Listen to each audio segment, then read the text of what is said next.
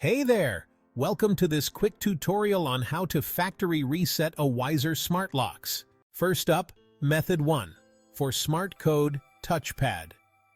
Electronic locks, PowerBolt 3, and SmartCode keypad electronic locks. First, take off the interior cover. Press and hold the programming button for 15 seconds. After the beep, press the programming button again.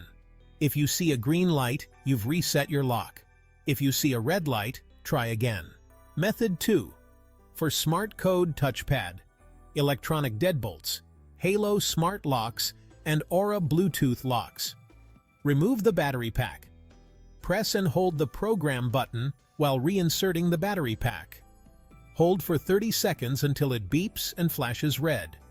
Press the program button again. The light flashes green and red, starting auto-handing. After a few seconds, the lock retracts and extends the latch. This confirms the factory reset has been completed. If successful, it flashes green.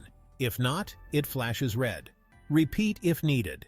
Now remember, a factory reset is going to wipe out all your programmed codes and remove the lock from any smart home systems, so make sure you've got everything backed up before you do this.